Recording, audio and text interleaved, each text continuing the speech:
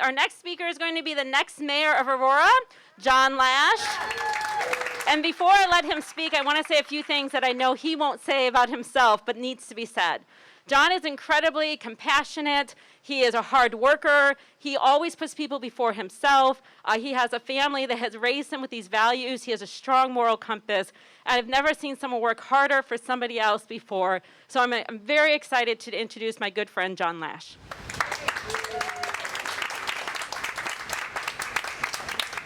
Hey, I also want to thank everybody for coming out here in the rain. This is a very exciting day, and I'm excited to say that my name's John Laesch, and I'm running for mayor of Aurora because I believe that we're going to be a beacon of hope for this nation at these dark times in our nation's history. I also didn't print out my speech, and people edited it, so I might just go off the cuff, and you're just going to have to deal with it. For those of you who don't know, I am not a lifelong resident of Aurora.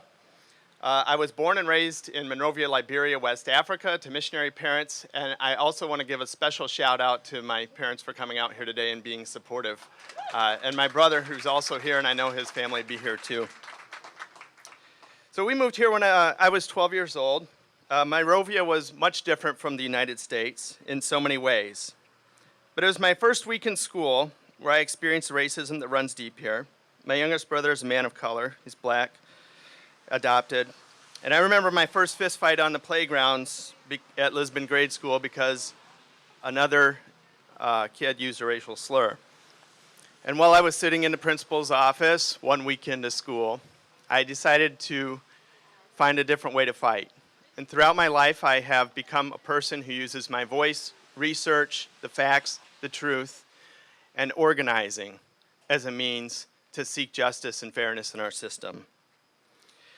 But from that simple lesson, I chose to go to college, struggle to pay for it, eventually joined the United States Navy, served in the Middle East for my entire career as an intelligence analyst over there. And my activism actually began after graduating from Illinois State University in the war in Iraq. And I knew that Iraq didn't have weapons of mass destruction, and so I also once again sought public office and activism on the quad at Illinois State University, eventually moving back here and running for U.S. Congress. After that election, I chose to move to Aurora in 2008. I bought a house at 710 South 4th Street that I am happy to call home. I planted a bur oak tree in the front yard, and after living in almost 24 houses at that time, I decided to call Aurora home and to be part of a community. And those were our first couple years were a little bit of a struggle. I had lost my job, the economy was in a downturn, and 1 in every 4 houses on our street was up for sale. Aurora's come back over the last 10 years, and I see positive changes. I see growth in our community. I love what's happening downtown. I think that the people who have sat in the council chambers and have brought back Aurora over the last 20, 30 years have done an excellent job, and we need to commend them for that effort. As your next mayor, I'm going to continue to grow this downtown. It's what binds us and pulls the east side and the west side together, and that's what we need if we want to truly be one Aurora.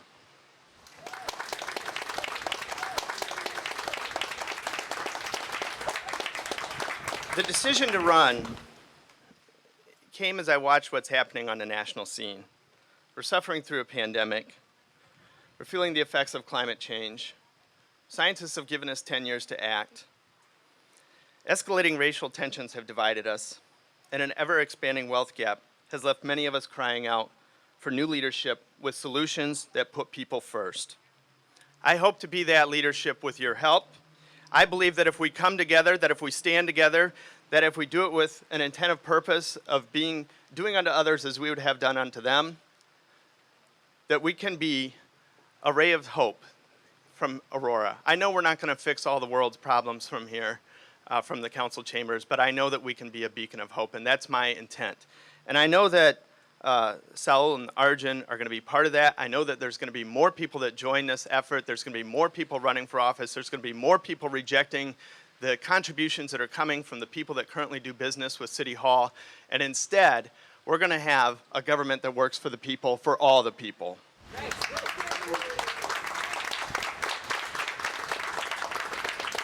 So I'm a policy guy, and it bores people, I know. And I might go into the weeds, and I don't want to go into the weeds, but I need to sketch out roughly what I think we're going. First, I want to talk just a little bit about pay-to-play. We need to put an end to the pay-to-play system. This is a people-powered campaign powered by small donations. I'm not taking contributions from people who do business with the city of Aurora, people who want to do business with the city of Aurora, people who are seeing TIF districts from the city of Aurora.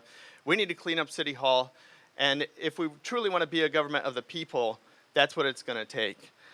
I'm also saying that I'm not going to, that I'll take a 25% pay cut as my first act in office. So when we sit down, the first thing that we vote on once we're sworn in is going to be reducing the mayor's salary. I think that if we want to rebuild trust, that's what it has to be about, is being a public servant.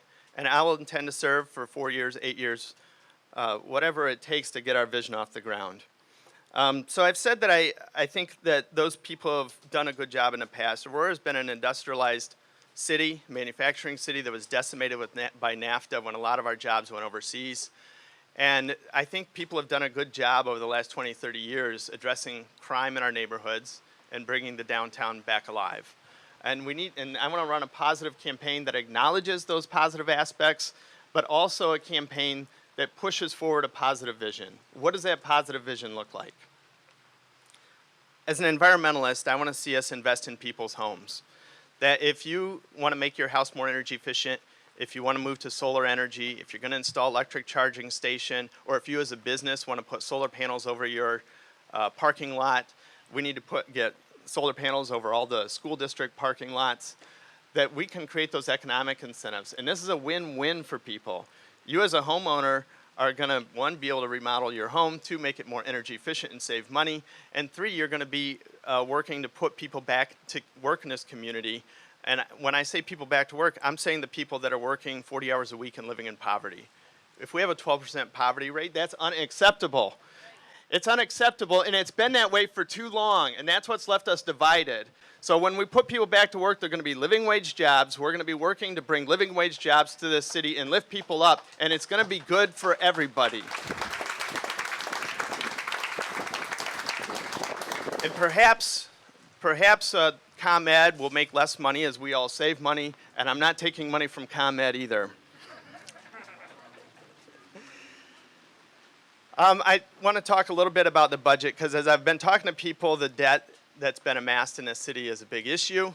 How are we going to address that debt? And we truly don't know when we take office what that's going to look like, what the economy is going to look like locally and nationally. We don't know if the federal government's going to come up with a second stimulus package to offset the economic crisis because of the pandemic, and we don't know what the economy is going to be doing. But some broad strokes here is we're not going to be engaged in the speculative borrowing of money. The city borrowed $10 million to buy up a bunch of properties, speculating that a developer is going to come in and buy this property and develop along the Farnsworth. I don't think the taxpayers should be on the hook for that money, and I'm gravely concerned about what'll happen. I love those boots.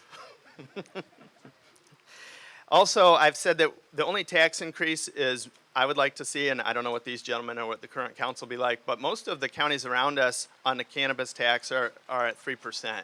And we can move Aurora from a 2% tax to a 3% tax and use that money to do a lot of what Sal was talking about, investing in our kids with intervention programs. Now, on the East Aurora School Board, we did some exciting things, because I served on East Aurora School Board for 4 years.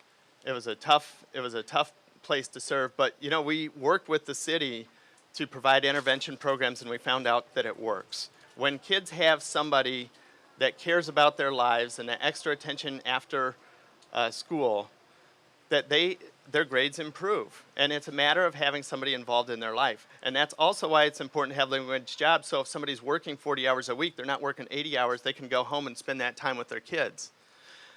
Finally, you know, I want to say also there was some controversy on the East Aurora School Board. Everybody knows it. But I felt that when we worked together in a spirit of collaboration, that's when we were strongest. We worked together and got, for the first time in the history of East Aurora, school buses. And I see Mary Foltz here. We talked yesterday, and she was talking about when she ran for school board. 8 years earlier, that was her agenda, and she was excited to see it come. People have been waiting for a long time, and finally we got them. And you know what? We've seen grades in East Aurora improve by 5%. And it's a combination of city programs, school district programs that help kids out, having a long-term superintendent, and getting kids to school on time. That matters. So I think that I want to continue to build these partnerships with intergovernmental organizations, and I think the city can help fund some of these programs if we're able to elevate that tax. Finally, I also want to talk about police reforms, because I think that's going to be a key issue. And yesterday I talked to our chief of police, who I think has done an excellent job. Our family knew the young man who was murdered at Henry Pratt on his very first day. He was a teammate for both of my nephews. He lived on my brother's couch in many summers. And I think the Aurora Police Department did a good job responding to that crisis in our community. And I think sometimes you want to be prepared, because I think the events of May 31st, I don't think anybody ever thought that would happen here in Aurora. I don't think anybody thought that the Henry Pratt shooting would be here. But I think that our police have done a good job responding. That being said, I think as we looked at this issue of riot gear in the city's budget, is it better to invest and spend money on riot gear, looking forward to the next potential window breaking in downtown, or is it better to invest that money in creating living wage jobs so we can actually prevent that crime from happening? 79%, according to the ACLU, 79% in Illinois of all crimes are crimes of survival, petty theft, shoplifting. Why don't we focus on creating jobs so people don't feel like that? Keep people out of prison, keep people off of the streets, and put people back to work, earning a dignified life. I think that's what we want here in Aurora, and that's what I'm going to be working for. And our budget should reflect that priority. There's a number of other policing reforms that I put forward out on the website, but I think this is going to be an ongoing discussion. I just want to talk about how we're going to get to these places, because what I've learned on the school board and other places is that change doesn't happen overnight. But I can assure you that if we elect a new council, new mayor in this city, that change is coming to Aurora. Thank you so much.